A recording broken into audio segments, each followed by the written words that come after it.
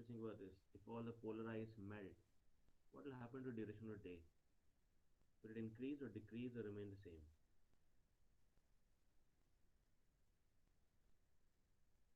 Any idea?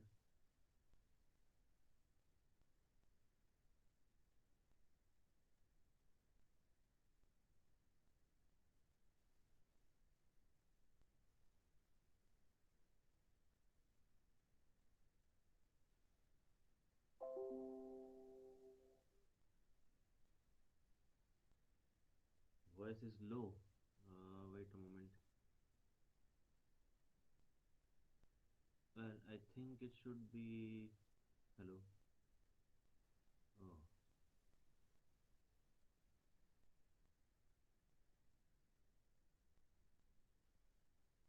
hello. Is not working.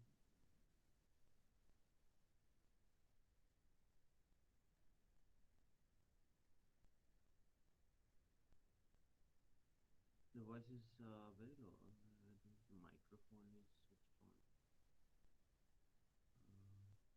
Wait a moment. Let me see. Well, at least the speaker, the usual speaker.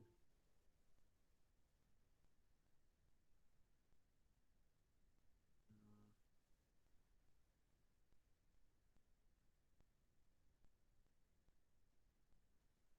hello. Is it now coming a bit clear? Or no?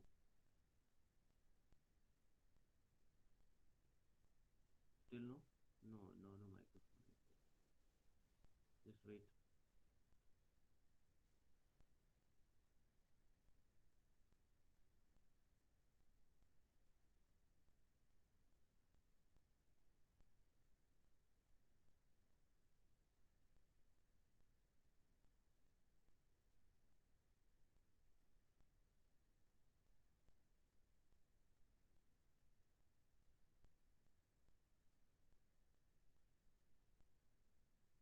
The voice is not going through, it seems. My microphone doesn't seem to be responding. Hello? No, nothing. What is happening?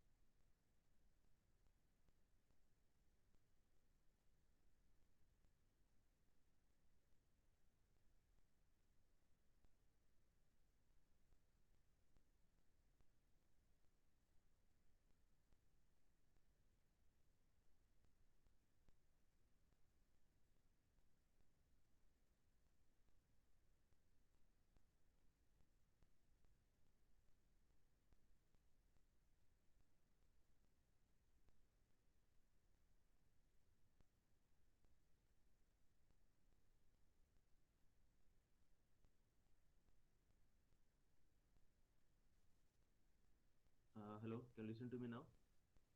Or still no voice? So still it's bit low. Still it's a bit low. What's the trouble? I can't get it.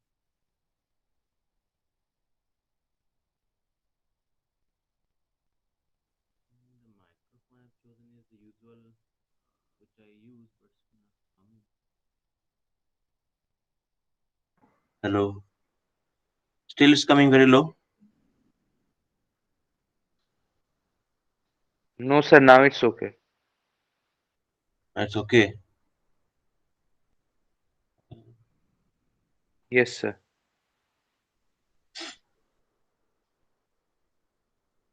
Okay, then it's perfect now. Fine. Well, I don't know what has happened. I mean, the usual microphone which I use is not working. I have to literally. Anyway, let us see. Continue with this one and shall see later on. So, what I asked is what will happen to the duration of day if all the polar ice melt? What do you think about this? Any idea? If all the polar ice melt, what will happen to the duration of day on the Earth?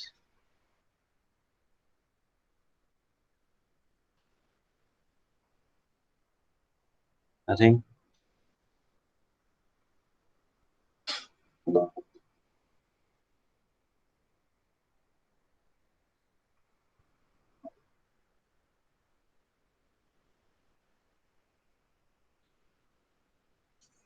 Nobody gives any input. That is quite interesting.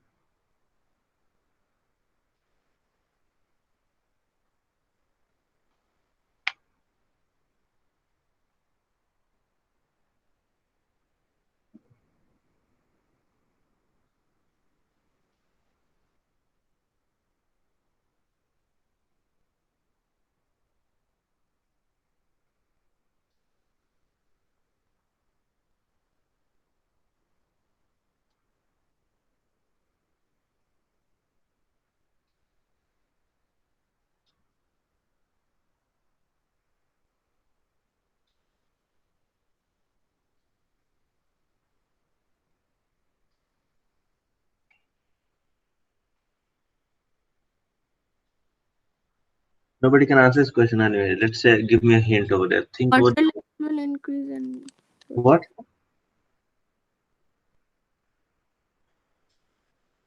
I mean, Ryan, are you saying something or sir, water level will increase. water level increase? That is definitely correct, but how will it affect the duration of day? What do you think about this? So then it will move to the equator, means somewhat to the equator, and so moment of inertia will increase. Mhm. That's correct. So then the duration of day also should increase. Why?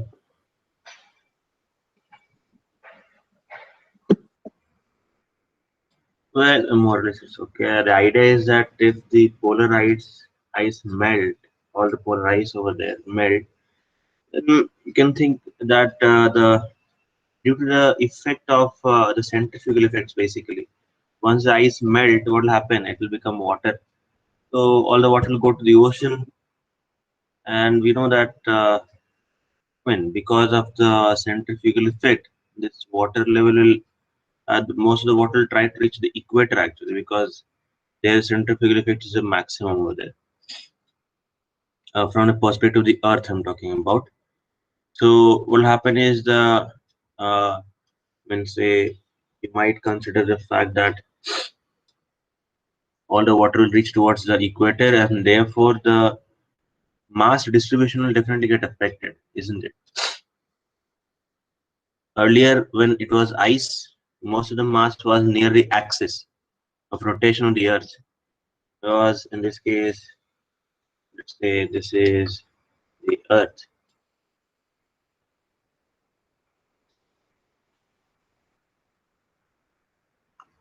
The polar ice was located over this region and this region, for example. Say this is the rotation axis. Once it has melt, all the ice has melt, it will go near the equator kind of to increase the sea level, not as much as what I'm showing, but will definitely be there. There's an increment in the moment of inertia actually of the Earth because the mass distribution is now away from the axis. So the moment of inertia increases. The moment of inertia increases, what happens? The angular speed must decrease because of the conservation of angular momentum. The Earth as a whole is a closed system, therefore, the angular momentum must be conserved. And that implies because the moment of inertia has increased, the angular speed must decrease actually. And if the angular speed decreases, the Earth rotates slowly, the duration of day is going to increase actually. The idea is that polar ice melts.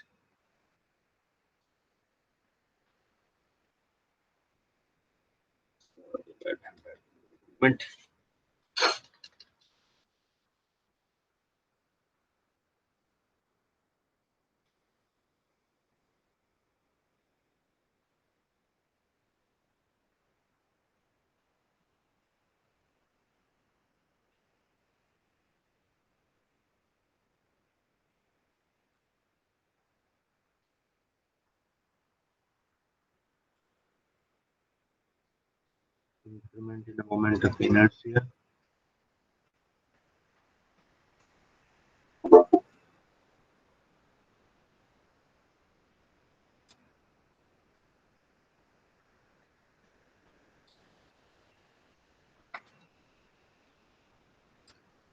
The Earth.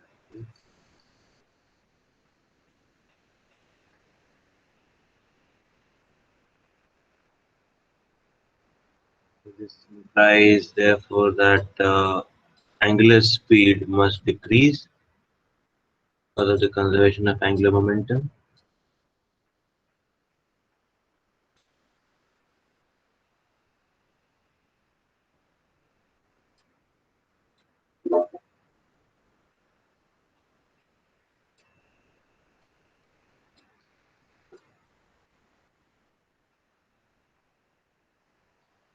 And that means the duration of day must increase as well.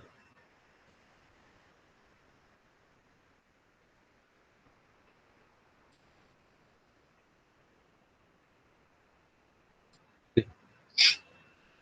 That's one consequence of the melting of ice. Obviously, there will be other consequences. The environmental condition will be different. Many cities will be flooded. That's a different issue. But apart from that, the duration of day is going to increase actually. Okay, no issue. So far, it is not there. Uh, Let us talk about some gravitation. Okay, say angular momentum rotation. We have done enough, I believe. If you have any problem, you may ask it. Otherwise, I'm going to move to gravitation. Universal law of gravitation. What I take up.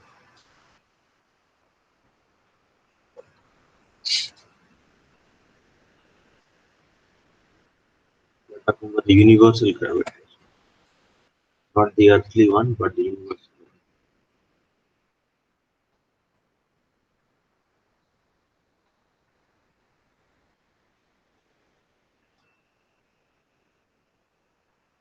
At least the law according to which the gravitational formula or gravitational force acts in bodies is well known.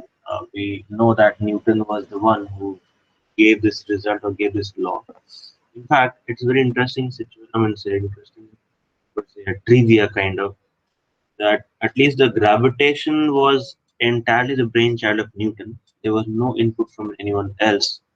And by the time he was in college, by about 21 years of age, he had already formed the entire theory in his head. For example, there are a lot of stories related to this situation when Newton was, I mean, at the height of his concentration level, actually.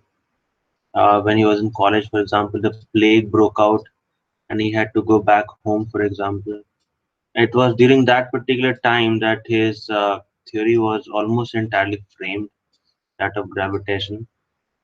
Uh, his achievement, you can see, for example, that I mean, so what uh, can say his achievement level was the fact that whatever took Johannes Kepler around 30 years of humankind, Newton was able to do the same thing within a couple of hours actually. That was the greatness of Newton.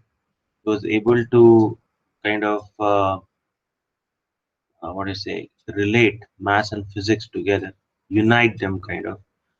Mathematics, he utilized the mathematics as a universal language kind of thing for a case of physics. uh, Newton's laws of motion, at least it has input from various other predecessors, but the gravitation was entirely due to Newton himself. Okay. And during meantime, while trying to prove some results in gravitation, Newton was able to also invent the entire integral calculus actually. That was really a big deal, I think. Anyway, the law we shall state in the modern terms, at least in case of, I mean, classically speaking, the law was not stated in what form we know today, but at least it was well known, for example, that if I have two point masses which are separated by a certain distance, let's call them m1 and n2, the gap between them being equal to, let's put a bit, r. The universal gravitation law states that this force which acts in between the 2 point masses,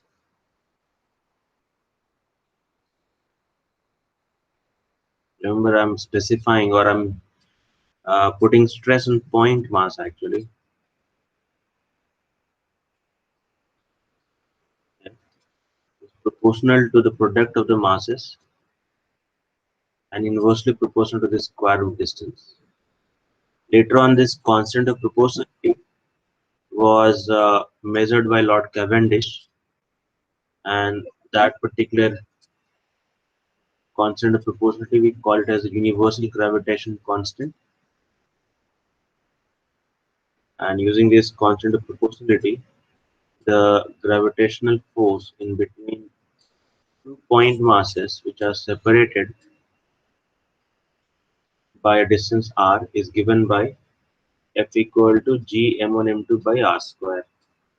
In this case, the value of g, which was measured later on, is roughly 6.67 10 to the power minus 11 Newton meter square per kg square, known as the universal gravitation constant.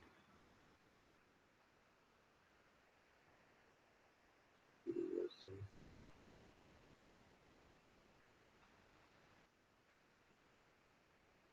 gravitation constant. Though it is now known that is strictly speaking not exactly a constant, it is in fact changing. It's in fact increased rather decreasing uh, by a very small rate actually. Some value per century it is changing slowly.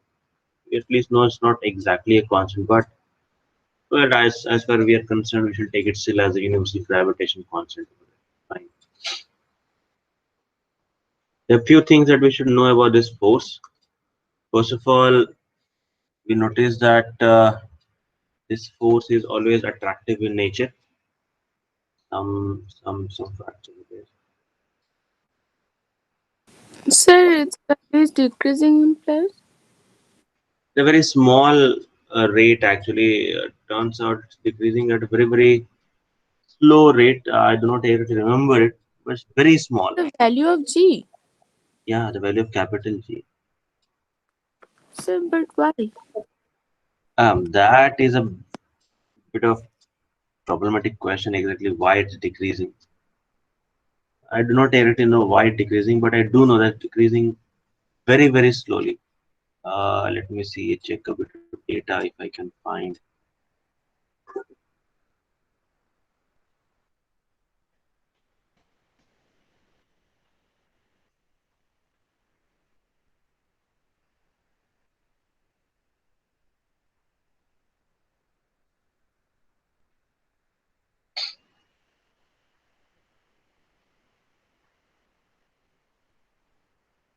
read it in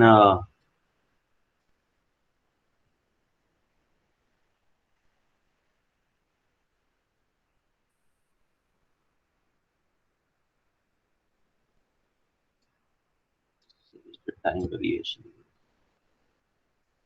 Okay, the study is so far seems to be a bit of controversial. A controversial 2015 study of some previous measurements of G by somebody suggested that most of the mutually exclusive values in high precision measurement can be explained including variation. Okay.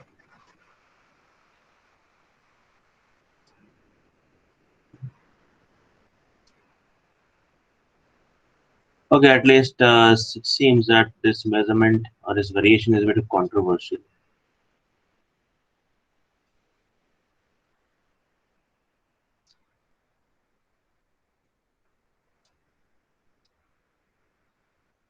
Okay, fine. It's Seems, always decreasing modes. no, no, actually, it seems that it is a bit of controversial results.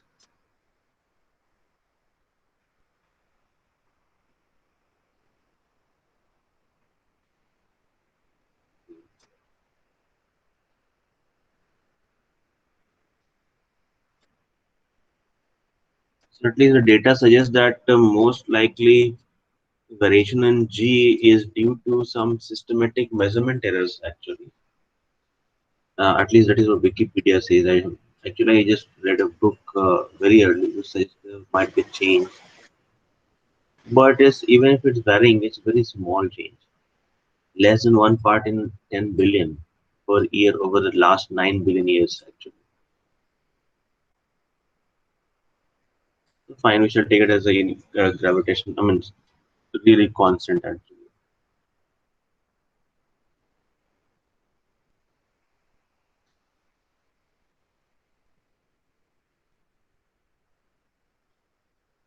fine, we shall take it as a constant. Look at that variation part. It seems that that's a bit controversial result. Don't pay much attention to that. Anyway, what I was saying is that this force is known to be always attractive.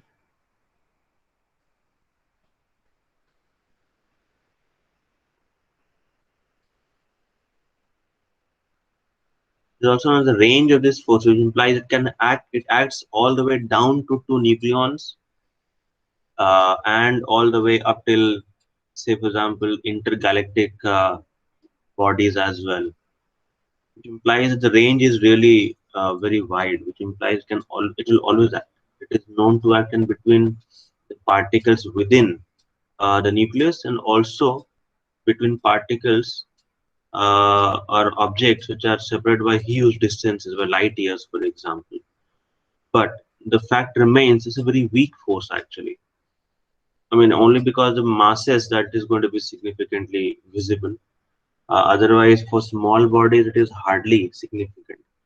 In fact, if we compare the electrical force between two protons and the gravitational force between the same two protons, the ratio is of the order of 10 power minus 44, which implies the gravitational force is roughly 10 power minus 44 times weaker compared to the electrical force actually. So it is very small force actually, but on a universal scale, this is a force which determines the shape of the entire universe because principally as a whole, in bulk, the substances are not charged actually. Secondly, on a very bigger scale, the gravitation is the only force which is dominating actually. Fine. So that is one thing. It's always attractive in nature. Second thing, it is a central force actually. Central force meaning that it acts along the line joining the centers or the point particles actually.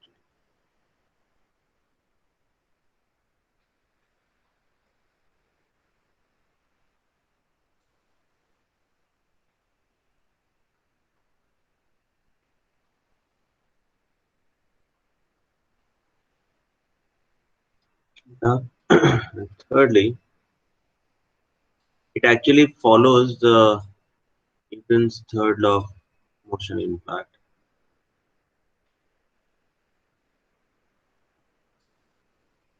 implies a mutual force actually.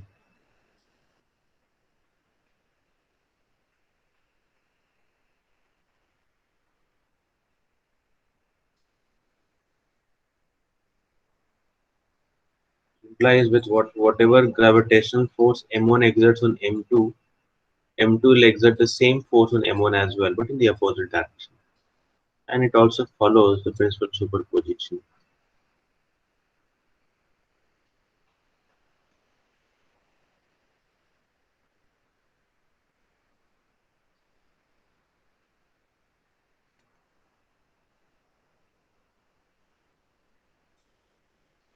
Which implies that we can find out the force acting on one body due to more than one other body. For example, if I have three objects, I want the force on the first object due to the other two.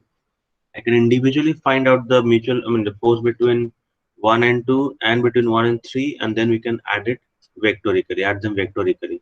That'll give us the required net force acting on the first particle. Okay. We shall later on see that this gravitational force is not only acting between, I mean, valid for point particles, it also actually turns out to be valid for spherical bodies, provided they are symmetrical, homogeneous actually. However, it will not work if I wanted to find out the gravitational force between two cubes, for example. Say we have two cubes of side length 1 centimeter each, and I keep them at a distance of 10 centimeter. I cannot find the force between them by application of this particular formula. Okay, F equal to gm1 m2 by r square. I can't apply that because they're not exactly point masses.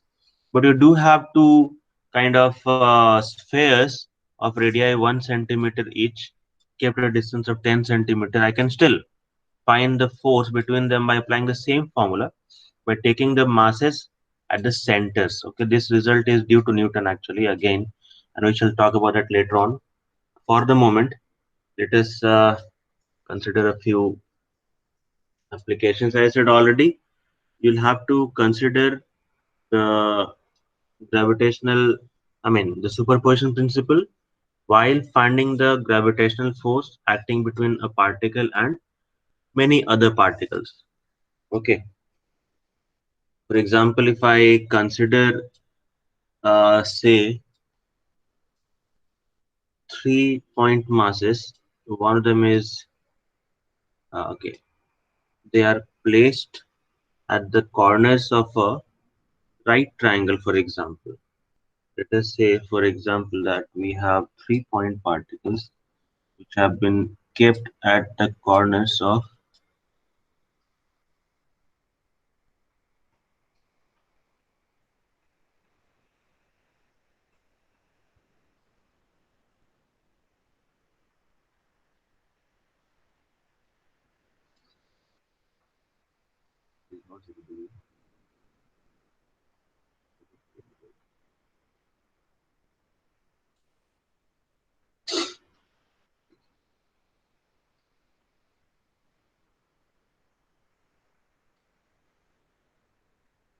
say for example that we have 3 point particles and they are identical for the moment, same mass. One is m over here, the other one is over there, the third one. The side lengths are in the ratio 3a, 4a, and 5a. So we form Pythagorean triplet. Vertices of right triangle. What do you think will be the net gravitational force acting on the right particle kept in the right vertex actually? Net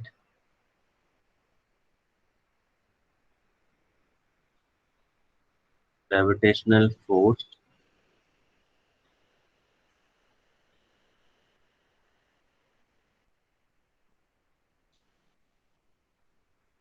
acting on particle kept at the right vertex.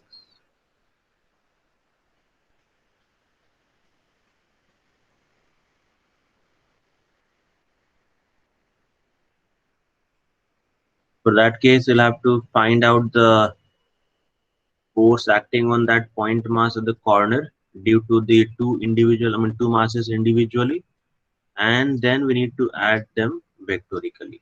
Okay, what will be the net force acting on this point mass which is kept at this right vertex, this one over there? What do you think about this? Individually, the force acting on this corner mass due to the other two masses can be obtained. How much will be the net of them? Find it out.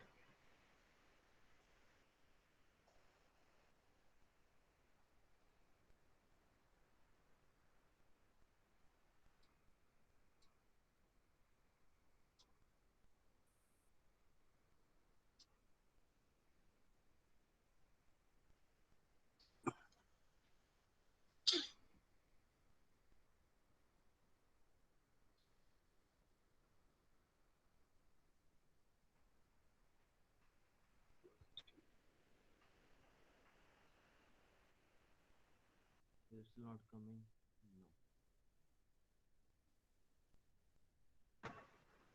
No.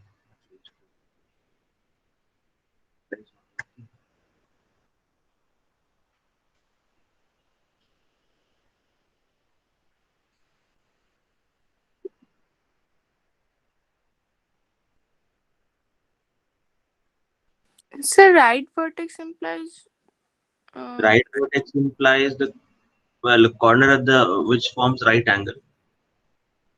sir, then what about the green?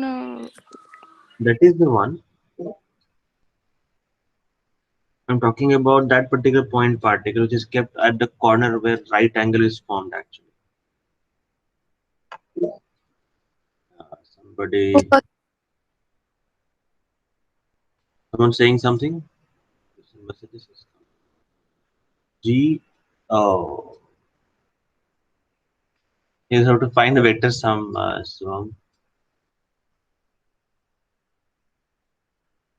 sum of this. Okay, how much of that? It is what you have to do.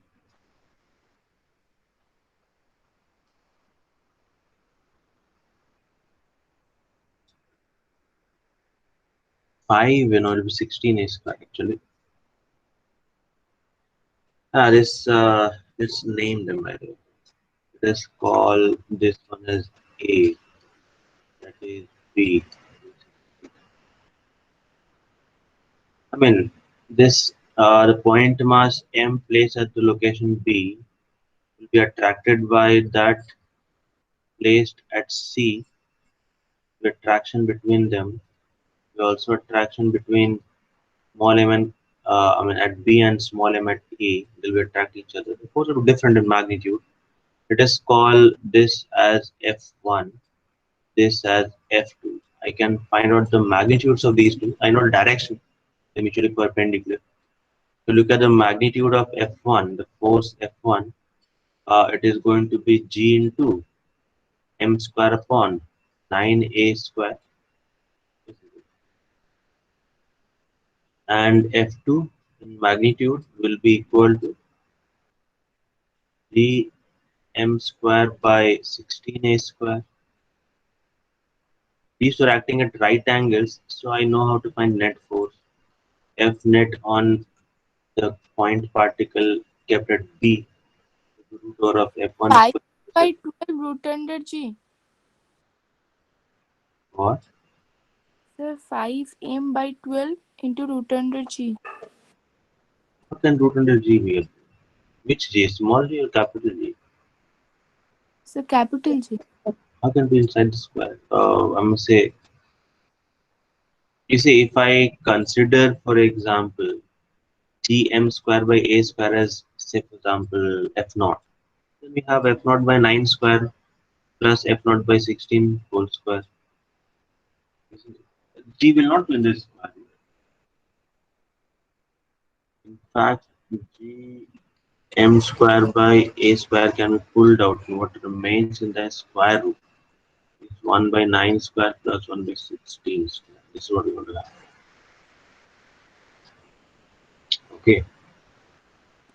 Oh, yes, sir. Yeah. Sir, Yes. sir, we can answer in the chat box. James square root 337 by 144 x square. Uh, James square. We get 16 square plus 9 square square root upon 9 into 16. And that gives us 256 plus 81. How much? 256 plus 1, 257 plus 80. 337. Okay.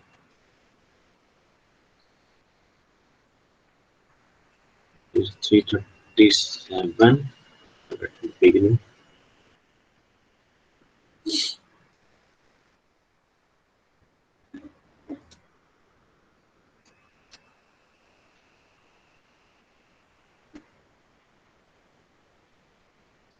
Okay, that's fine. This is a net force acting on the corner point mass. The point is that we need to add things vectorically. Okay, you cannot add simply the magnitudes of the forces. You can do that if the forces are in the same direction. But So shouldn't it be root over 337? oh yes, yes, Yes, yeah, yeah. square. Root over 337 is correct. It has become a box. So it will be root 337.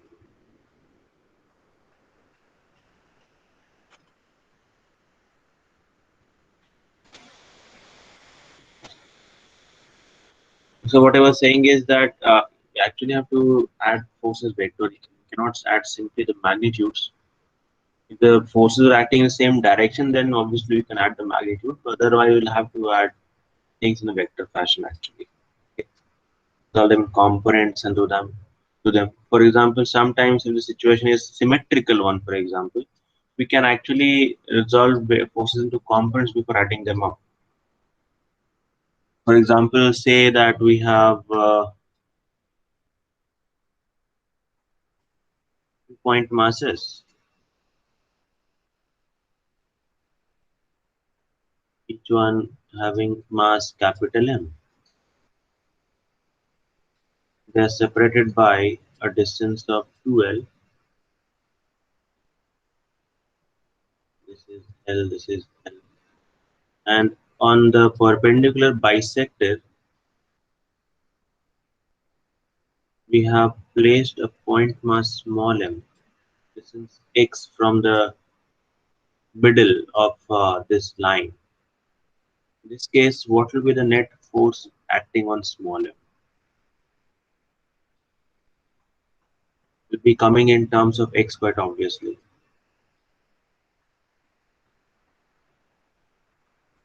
Net force on small m. How to figure this out?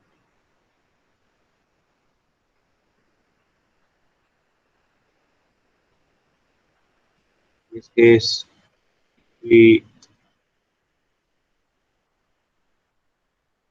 consider, for example, Sir, is it 2gmm by L square plus x square?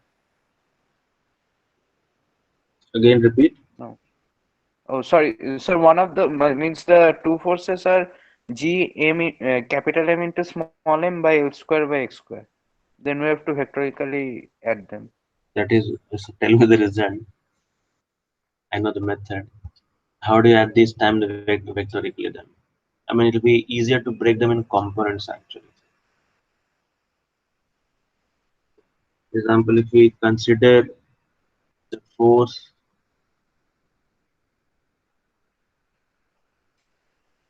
acting in between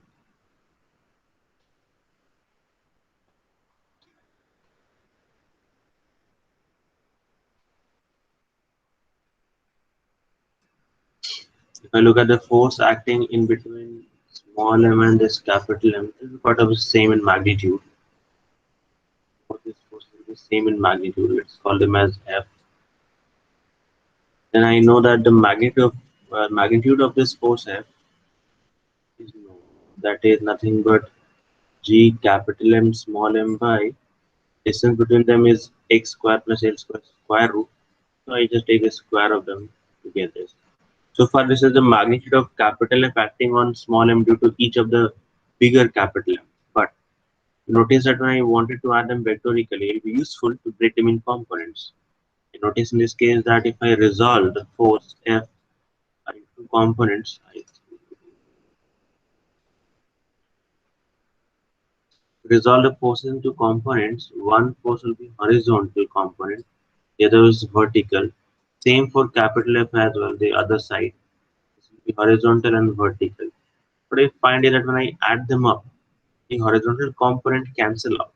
And what survives is just the vertical one. The horizontal component will be cancelling because they are the same. For situation symmetrical, if I take this angle as theta, for example, over here at the corner, in that case, f cos theta is the one which survives. F sin theta cancels out, isn't it? Notice in this case that if f is resolved into horizontal and vertical component,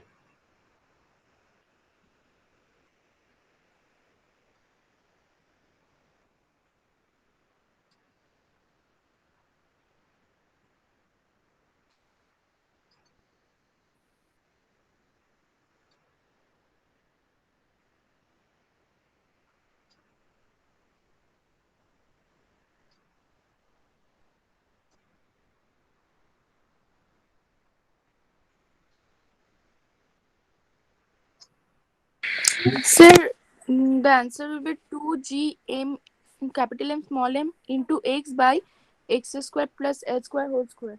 whole square, no, 3 by 2 power. 3/2. Yes. The hypotenuse is root x square plus L square actually. Oh yes, sir. Yes, sir. It will be Yes, 3/2. X square plus h square will be 3/2. that is fine.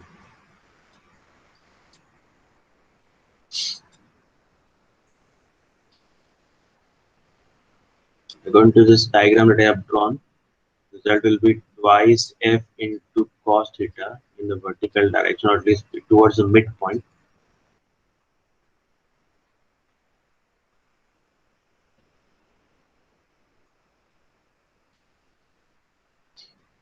And that will be written down as what? 2 into capital G mm by x square plus L square. Then cos theta becomes base by hypotenuse. Base is x. Hypotenuse is x square plus L square. And therefore we end up getting net force on small m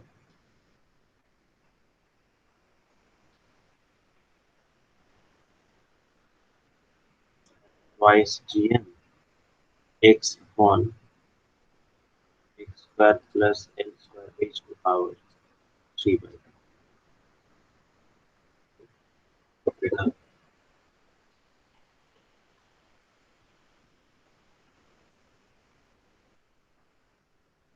Now you notice in this case that if I keep the small m, I just forgot to write on the small m. If I put small m right at the midpoint between capital M, two capital M, the midpoint of the line joining the two capital M over in this case at this location over here, the middle. Quite obviously, in this case, the net force is going to be zero, but expected, because if I keep the small m at the midpoint of the line joining the two capital M's, it will be attracted by the two capital M's, I mean, say with equal forces, and therefore they will cancel out, isn't it? So it is quite obvious that if I put small m in at the middle of the line joining the 2 point masses, we expect zero force, which is what I get from this equation as well. See that in this case, if I put x equal to 0, I get the net force to be 0. So it is expected, isn't it? Also, if x goes to be, if x becomes very large compared to L, in that case, what will happen? If x is very large compared to L, then this point mass will be simply very far away. and so the force between them is going to be very, very small.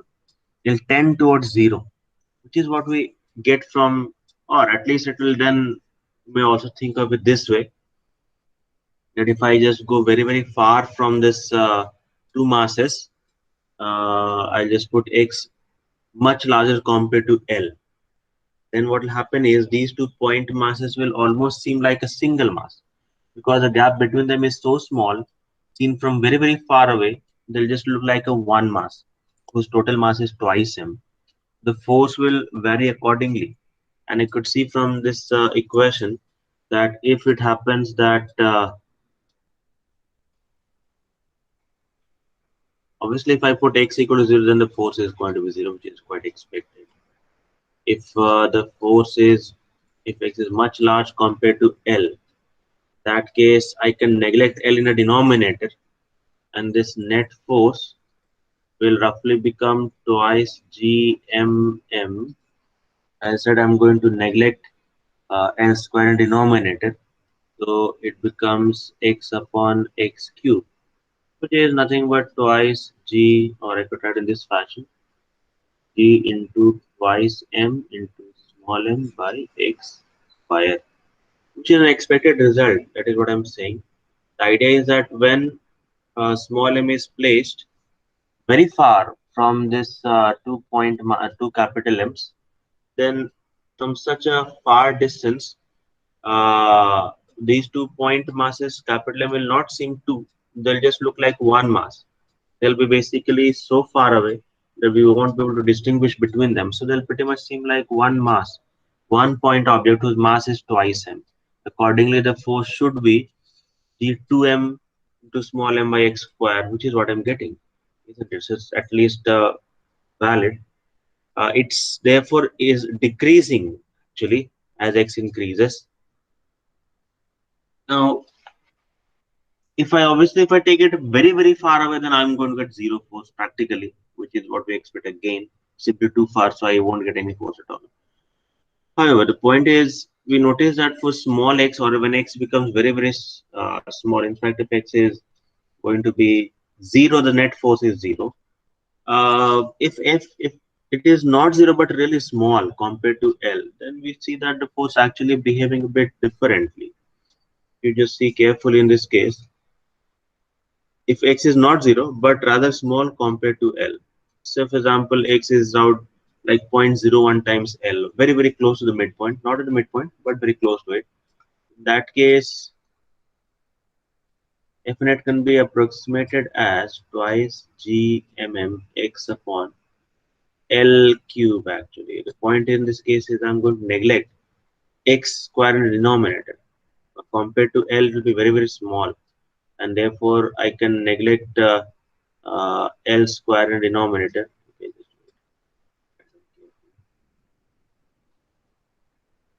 I get in this case net force to be twice Gm by x by L cube. So I find that it almost is proportional to x at the beginning, very close to the midpoint, and very far away it varies as 1 by x square. I try to kind of plot a graph of this force versus the distance x actually from the middle. What do you think will be the variation looking like?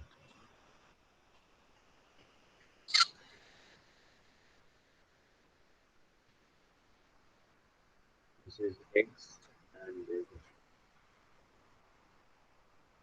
find that it starts almost like a straight line, because you can see from here that for small x it is proportional to x actually, this part over there. For small x it is nearly proportional to x, which implies starts like a straight line.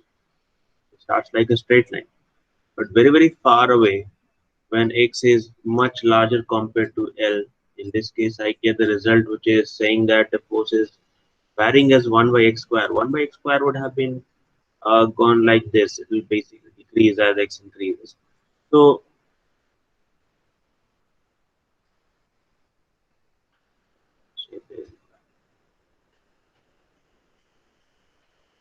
therefore, the force will increase initially almost proportional to x.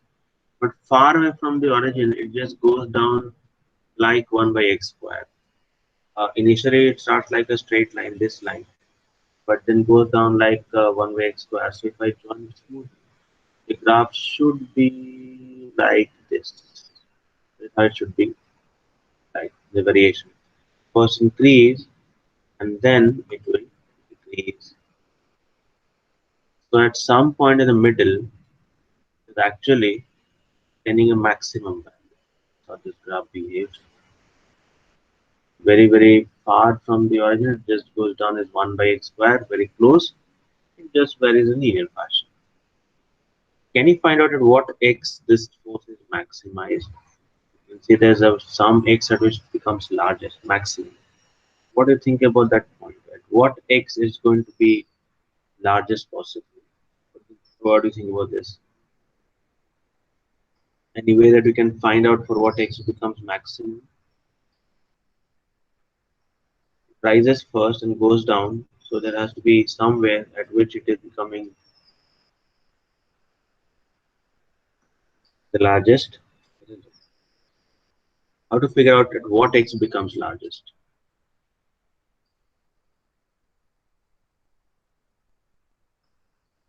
Any idea?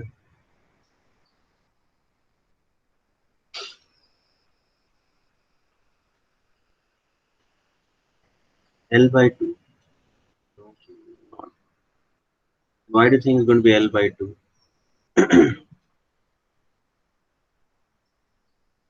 Why not L by 3 and why not L by 4? Why not L by something else? Why L by 2? Can't be at L itself. Use calculus. You made some mistake somewhere.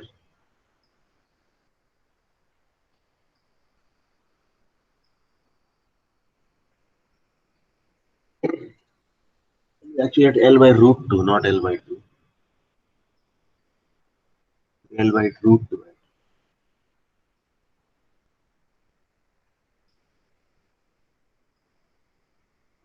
Sir,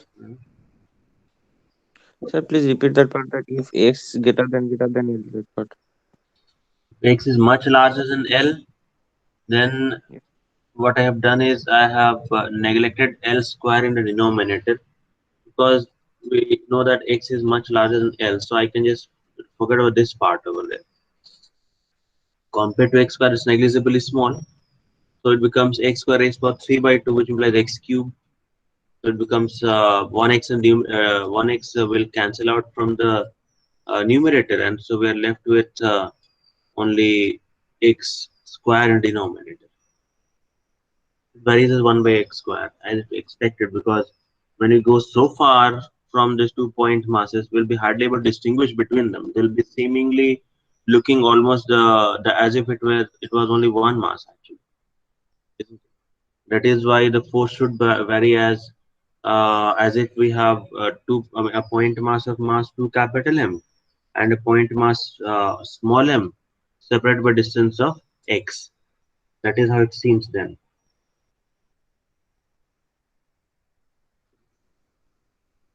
Okay, sir. Okay. Yes, sir.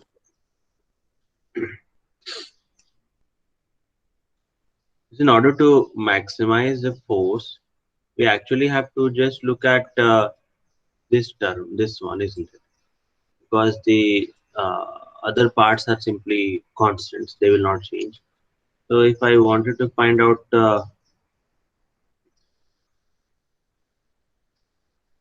So I had one doubt. well, So how is the means force decreasing as the value of x is increasing?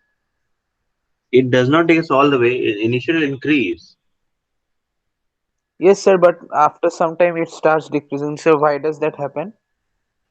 Well, simply because the force is too, I mean, the distance becomes too large, and we know the gravitational force varies as 1 by distance square. Acha, acha. Okay, sir. That is the dominating effect then, actually.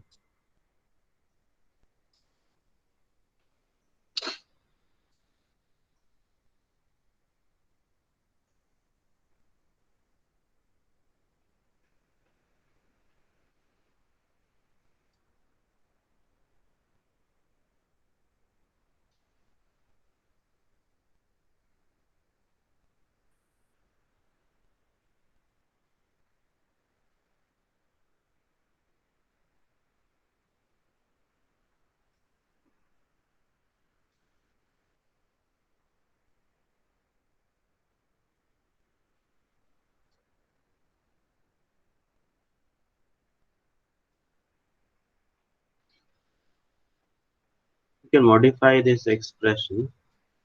Uh,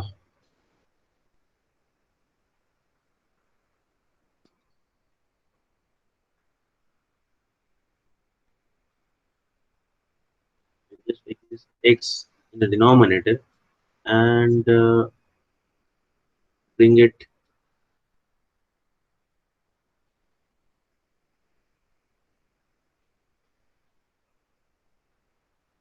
Okay. So I just bring it down. I want to find maximum of this quantity. That is to say,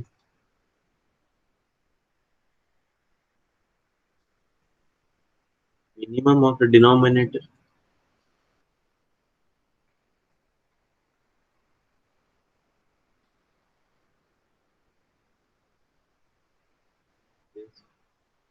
Is same thing as I'll just take this x within the power. So I have to bring it with a power of 2 by 3 actually.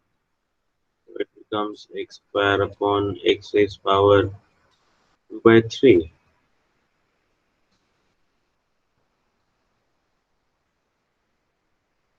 becomes this. And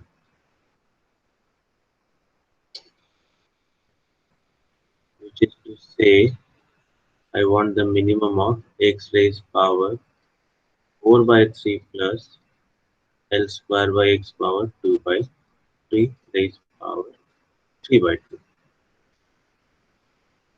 Okay. However, you notice that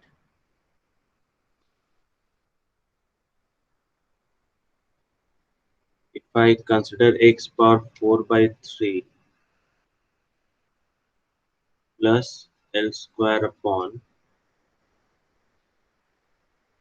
x raised power 2 by 3, this I could write down as x power 4 by 3 plus L square upon x raised power 2 by 3 by 2 on L square by 2 times x power 2 by 3. I've just separated them. I separated the second term into two parts, equal parts, and then think of the AMGM inequality. Okay, you remember what AMGM inequality is? The arithmetic mean of positive numbers is more than equal to geometric mean. So think of three numbers. We have A, B, and C. You know, A plus B plus C by 3, A plus B plus C by 3 is more than equal to the cube root of ABC. That is the AMGM equal to for three numbers actually. Apply this result. But here, I can consider this will be more than equal to 3 times the cube root of the product. Product is x power 4 by 3 into L square by 2, x power 2 by 3 to L square by 2, x power 2 by 3. I see why I separated the second term in two parts is to utilize the power of x actually. Fine. So what I get from here, x power 4 by 3 cancels out. I'm left with 3 times cube root of L raised power 4 upon L by 2 square actually. 3 times cube root of L raised power 4 upon 2 square. Cube root actually. This is therefore um, the x minimum value of the quantity inside the bracket actually. Therefore, x raised power 4 by 3 plus L square by x power 2 by 3 whole raised power 3 by 2 is more than equal to 3 raised power 3 by 2 into L raised power 4 by 2 square raised power 1 by 3 raised power 3 by 2, which gives us in effect 3 cancel, we get L square 3 raised power 3 by 2 implies 3 root 3 but L square upon.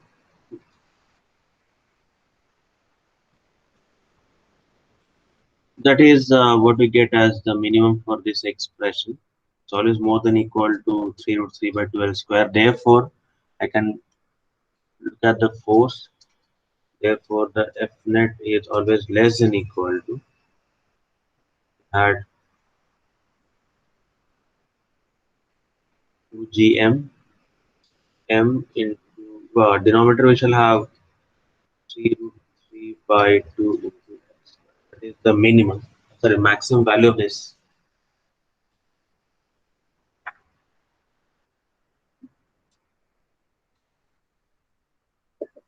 Sir, can you please repeat how you have minimized this value?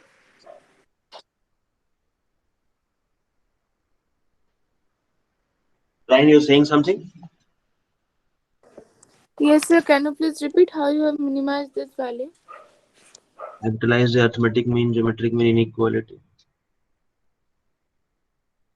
In the idea was to see the entire thing is visible. Actually, I wanted. You see, I was trying to look at the arithmetic mean, geometric mean inequality. I know the sum of three terms is more than. I mean, the arithmetic mean rather is more than equal to geometric mean. I was trying to utilize that, but I wanted geometric mean to be a constant so that I can compare. That is why I had broken this particular term over here into two parts. Okay. Uh, Otherwise, you see, if I had not done that, in that case, the product would have been dependent on X, which I will not be able to tell the minimum. That is why I wanted to make it a constant. So I broke it down the second part into a second term in two parts, so that the power of X was 4 by 3 in the first term. This one over here. I wanted this to be neutralized, so I wanted a power of 4 by 3 in denominator as well. We had 2 by 3 over there.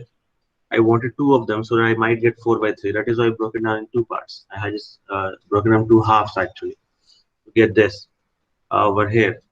And then I applied to these three numbers the AMGM inequality, which says A plus B plus C more than equal to 3 times the cube root of the product. Okay. That is how I was able to get the product a constant.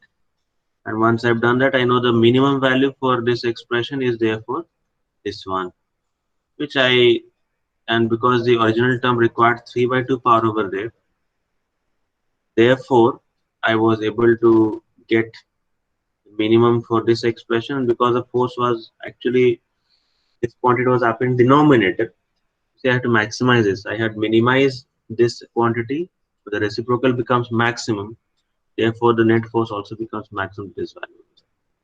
Okay. However, what I needed is the condition of the equality. When does this happen? For what x it's going to happen? So I would like to see the equality condition in AMGM inequality. I could say that, but in AMGM equality,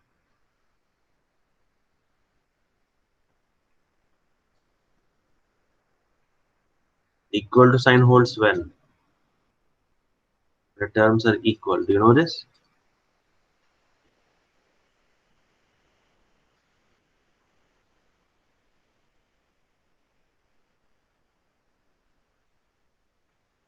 I would like in this case each of these three terms to be equal actually. The last two terms are already same, so I would like the first two terms to be equal as well. So this will give us x raised power 4 by 3 equal to L square raised power 2 by 3. It gives us L raised power 6 by 3 equal to L square, which implies we get x square equal to, was there actually, L square by 2. So x square becomes L square by 2, giving us x equal to plus minus L by root 2. I'll just take the positive value because x will be.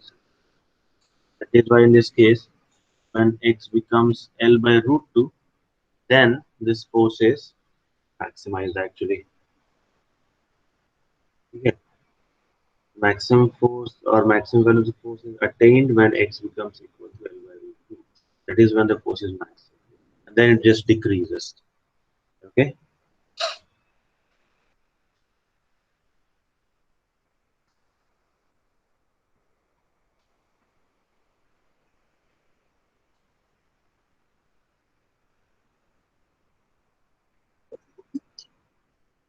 Okay. And children people have gone for PE classes. Sir, if we had done the MGM inequality with just two terms, couldn't we be able to derive the relation between x and l? No, because then x will survive. Uh, I want to eliminate x.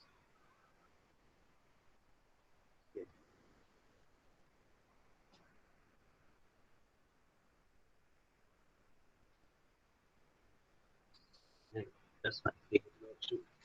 At least this is actually going to appear again and again by this particular uh, result. We shall be using couple of times. Fine. There's I could just finish it over here. Write down L by the root 2 and make it maximized. Okay.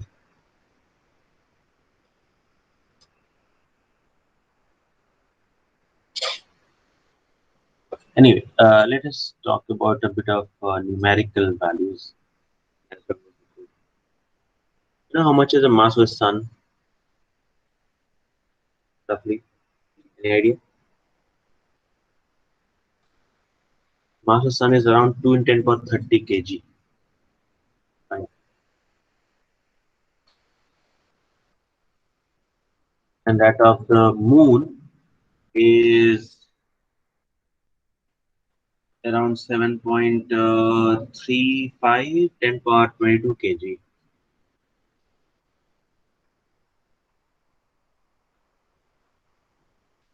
Yes.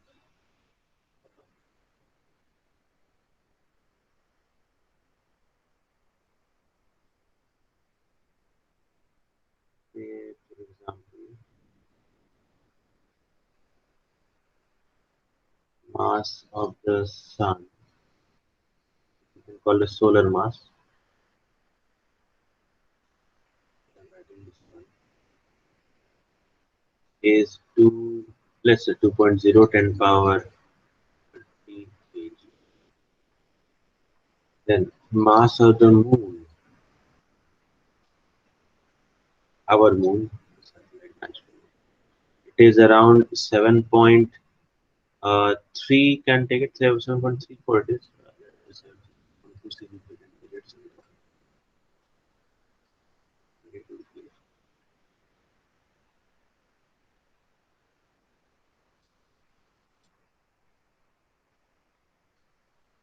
Okay, then you know how much is the Earth Sun distance? Around 150 million kilometers. Earth Sun distance is roughly 150 million kilometers, while the Earth Moon distance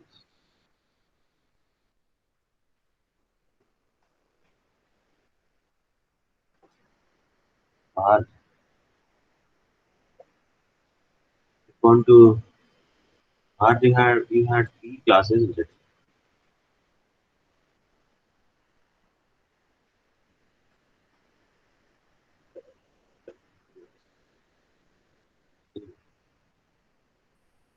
I was saying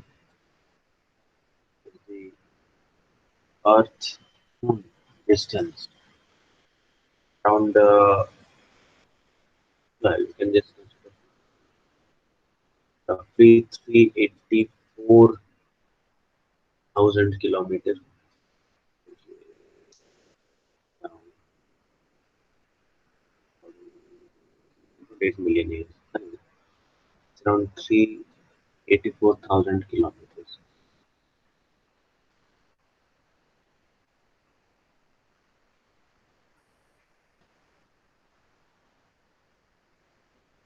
which if I consider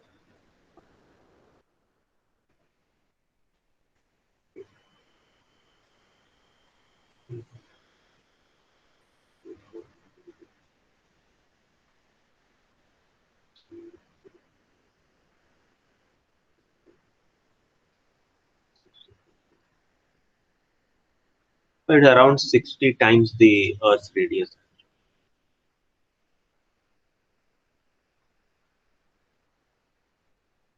It's 384,000 kilometers. It is roughly 60 times the radius of the Earth, actually. The Earth's radius is around 6,400 kilometers. Anyway, so we have this mass data given. Mass of the sun is known, mass of the moon is known. We know the Earth's distance, and we know the moon's distance as well. So how do we compare? Calculate the force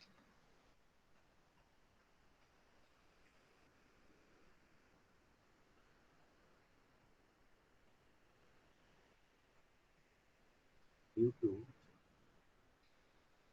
the sun and the moon individually on 1 kg mass kept on the Earth.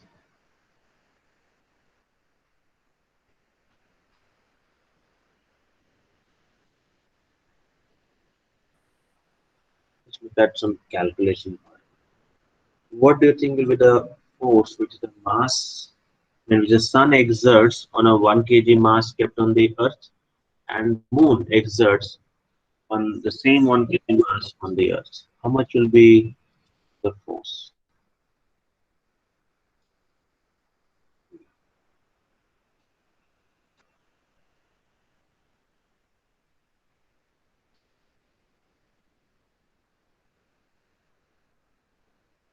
This is a bit of calculation intensive problem. Might use a calculator if you wish.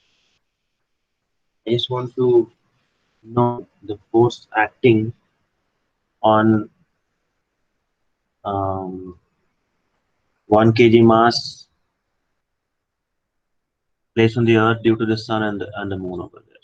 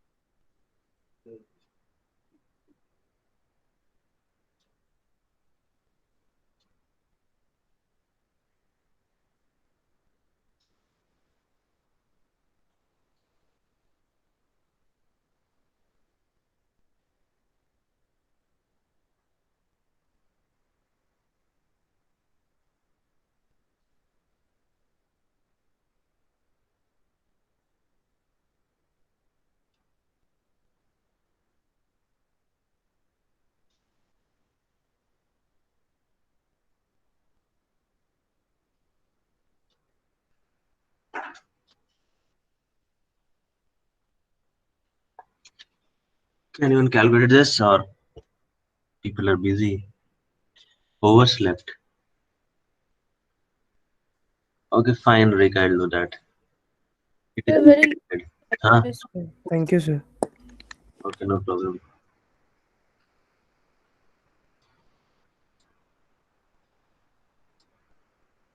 I think the timing should be had it been changed even better, isn't it? Morning classes are do create a problem with this. Yes, sir. Yes, sir.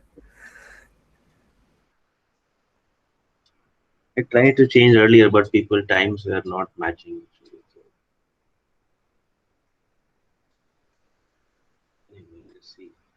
So the force exerted by the moon is coming larger than that of the sun. Exactly. That's interesting, isn't it?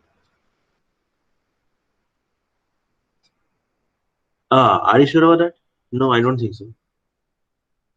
You made a mistake. No, sir, no, it's coming smaller. Yes, yes, yes, it's coming smaller. Means it's, I have written in fractional form, so not Mass, multiplied. I mean, the sun exerts a force which is how much? 6.6. 6.67 into 2 by 225 into 10 to the power 5, and that of moon is 6.67 into 7.3 by It will be 384 useful. whole square. Just wait. Be useful if I just express numerically. 1 kg mass is there, so the distance, square distance is 150 million kilometers. That makes it 150 10 power 6 into 10 power 3 meters.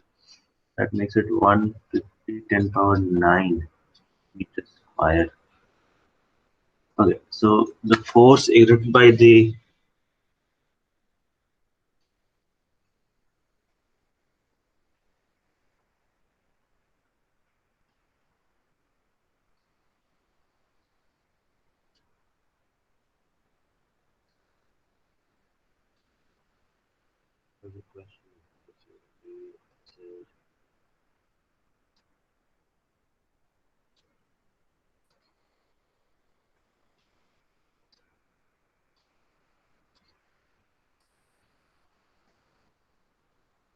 what it is sun that is turning out to be. So upon calculation, approximately it is around 6 into 10 power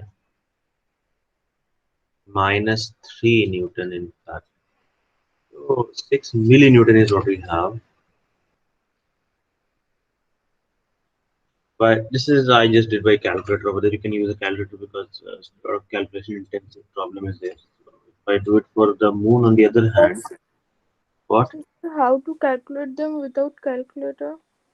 Yes, sir, if such sums comes in the exam, then Then you might do a bit of approximation or bit of hard work is what you need. It will be very lengthy then. Let us see. It will be lengthy quite obviously. So a bit of practice will be useful. Okay, let's see. We have 6.67 10 power minus 11 into 2 into 10 power 30 by 150 million kilometers square, which implies 150 into 10 power 9 whole square, or 15 10 power 10 square. These are meters, SI unit we're talking about. Newton. So let us see how much we can approximate. 6.67, roughly 6.7, you can take it up into 2 by 225 10 power 30, and then we have 10 power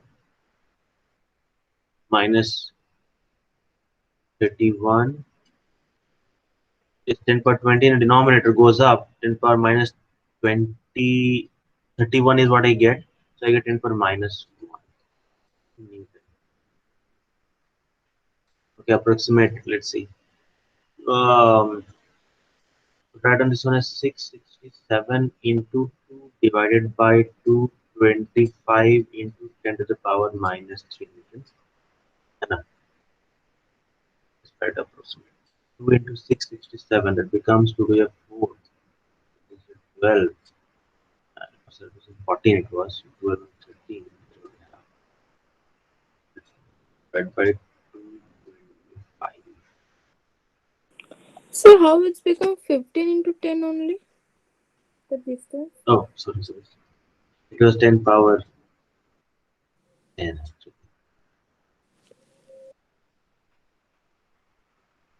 Yes.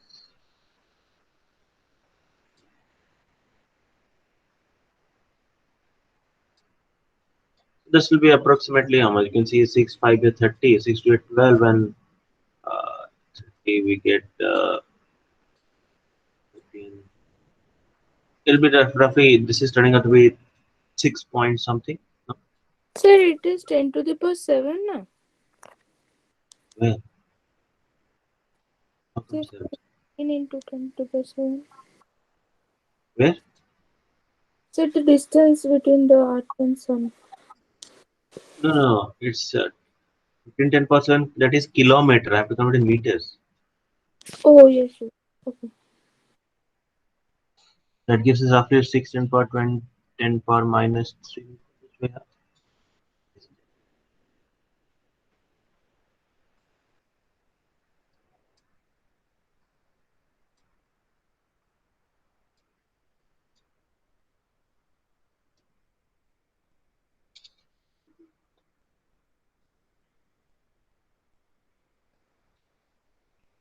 What about the force due to the moon?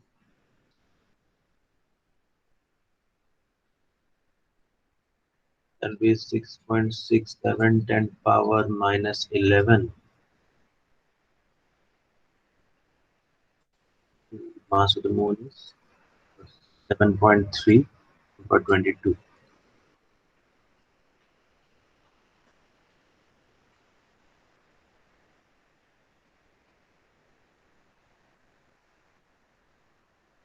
And if people have exams, isn't it? If you wish, you can leave out. Okay.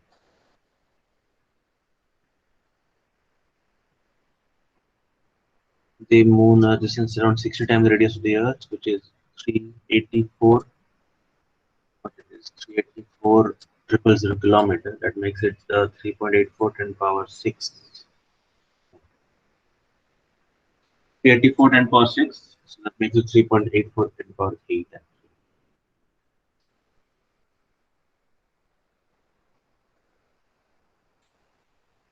In meters. I hope it is 538. I'm getting this time it's a bit difficult.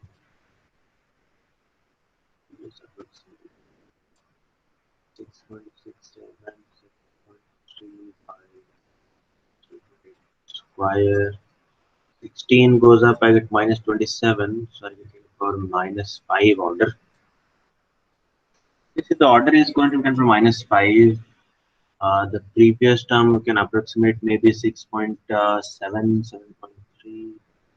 Roughly it becomes how much? 749 by around 16, approximately. Approximately, it's turning out to be 49 by 16, roughly, very roughly. So that'll be around 4, isn't it? Approximately, if I just do the exact calculation, 6.67 into 7.3, not exact, but a bit more accurate, by 3.84 square is what I want. 6.67 to 7.3 divided by 3.84 square. It gives around 3.3 approximately. So we are quite close, in fact. I'm going to just approximate this as 49 by 16, which is around 3 point something. It's 3.3 into 48 by 49 by 16 around how much? 3.0 something. I'll approximate this just coming out to be 3.3 10 power minus 5. The one significant is nothing but 3 10 power minus 5 Newton. Point remains, the sun being farther away, yet the force of the sun is higher compared to the moon. But the point is, what I was asking in this case is force due to the sun, therefore, on that 1 kg mass is quite large compared to the force to the moon. The force which the sun exerts on 1 kg mass on the earth is more than the force which the moon exerts. The question is then, so why do the tidal effects are due to the moon? Why are the tides caused by the moon? That is a question you must think. Okay. We have figured out the force. We notice that the sun exerts greater force on the any object kept on the earth compared to the moon. However, the tidal effects are still due to the moon. So why? There's a question actually. This will be something you must think about. Yes, yes, you may leave. Anybody having exams, they may leave. I'm also leaving out.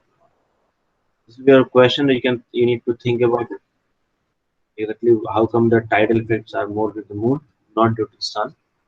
Okay, that will be all for today. We shall continue from here the next class. We basically have to look at the K plus laws in effect and the other things that we can apply in gravitation. Okay, for today we can leave. Think about the question. Sir, can you Thank you, please sir. tell the answer of the question you gave in the previous day? As What was the question? sir, the one rod was tied with the two string with an angle theta. Oh, The center of have you that. attempted that? Yes, sir, but can't understand what to do with the t cos theta component. Right? T cos theta will create a torque. Actually, center of mass of the rod will have in that case both horizontal as well as vertical acceleration. So we can do that t sin t cos theta L by 2 equal to 1 by 12 ml square alpha. But Yeah, what that's about fine. t sin theta? What about the t sin theta component? That will provide the horizontal acceleration of the rod. Center of mass, P sin theta will be m into AC, horizontal. And then we don't have to calculate with Maybe actually you'll have to consider it will be that way. Because, for class 12. Anyway, the point what I was saying is this will be there.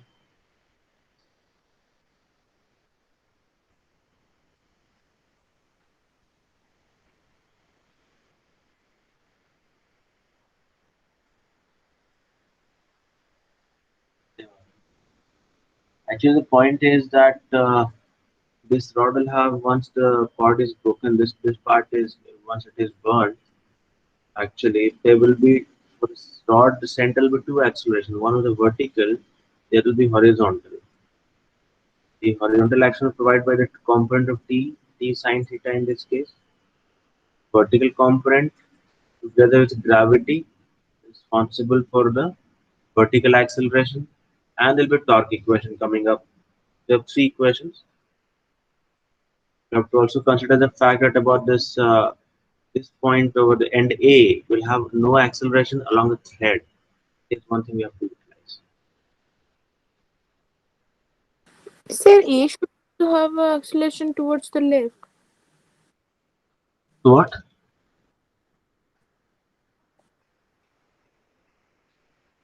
Sir, at Once A there will be no acceleration at point A.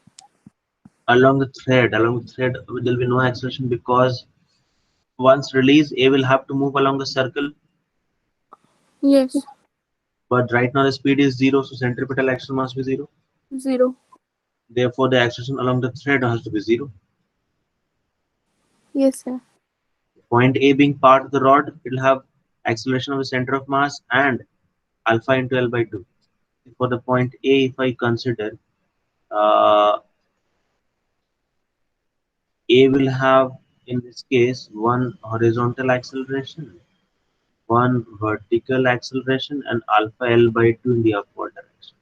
So to resolve these three into along this directional thread and make the sum total zero. Relevant equations are this. We have mg minus e cos theta equal to m into av. First thing. Then e sin theta equal to m into ah. The second equation. Torque equation will become t cos theta into L by 2 equal to 1 by 12 ml square alpha. This third equation. Notice how many unknowns you have introduced. T is not known. E is an unknown. AV, AH, and alpha. Four unknowns. We require four equations as well. We have these three. Last equation will be coming from this result. That along with thread, the net acceleration must be zero. The angles, this is theta, that is theta, is 90 minus theta. This is alpha. So we could write on the fourth equation, which is a constraint equation. That will give us in this case alpha L by 2 cos theta plus AH into sine theta must be AB into cos theta. Okay. You might, for example, express ABH alpha in terms of T and put in this equation. That'll give us a tension immediately after the thread BD is cut. Okay, all good. And then Sir, you can just solve for the other ones. can you Yes, please repeat how the last equation came? that is because the acceleration along the thread must be zero. Acceleration along the thread must be zero. Why? Because it will actually have to have a centripetal acceleration, the point A, being part of thread actually. But right now the speed is zero immediately after the burning. So there is no centripetal acceleration. Oh, yes, sir. So why is there the acceleration alpha L by 2? How is it coming? Well, because the point A is also part of the rod. The rod is undergoing a rotation as well. So it's translating as rotating both. I use the acceleration of center of mass plus the acceleration due to rotation. So rod is rotating Yes, like this. So alpha L by 2 will be upward direction. Okay, yes, sure, not sure. yes, sir, sure. In that case, you can just try to solve these equations. You can get the required result. Fine. Sir, what is the answer? Can you tell? Answer. I'll upload later. I have to also solve it. Okay. Okay, sir. Try to solve these four equations. I'll update the answers maybe after a while, around a couple of hours later. Okay, sir. Okay, fine. Sir, Then can work give the together. video. What? Sir, video. The video, last class. I mean, Sir, no, today's class. okay, okay, fine, fine. I'll upload it. Okay, wait. Let it be available to me, and then I'll just. Okay, sir. Okay, bye. Bye, sir. Thank you, sir.